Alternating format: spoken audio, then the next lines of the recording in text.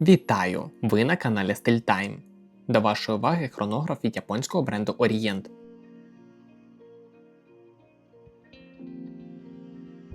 Циферблат темно-синього кольору з пурпурними лічильниками. Стрілки та накладені мітки сріблясті. На стрілках та біля індексів є люмінесцентне покриття.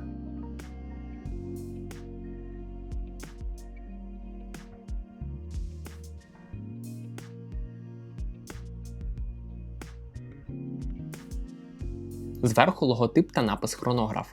Його ми запускаємо верхньою кнопкою. Лічильник хвилин знаходиться знизу.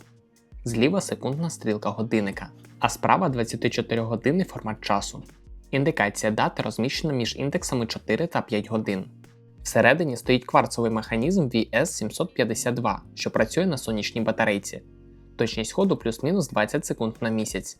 Запас заряду на 6 місяців роботи. Циферблат захищає стійке до появи подряпин сапфірове скло. Корпус діаметром 40 мм із нержавіючої сталі. На ранті та бічних гранях дзеркальне полірування. Вушка сатиновані. Ключик брендований. Відстань від вушка до вушка 48,1 мм. Товщина 11,1 мм. Сталевий браслет із 5 рядів ланок шириною 20 мм. Застібка з логотипом та кнопками.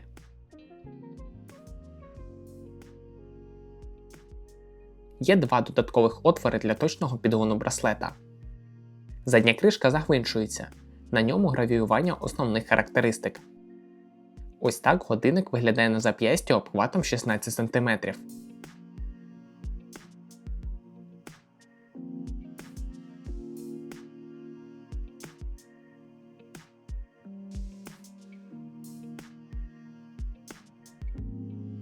Вартість 250 євро. Придбати можна в нашому магазині. Посилання на сайт залишаю в описі до відео. Дякую за перегляд, до нових зустрічей!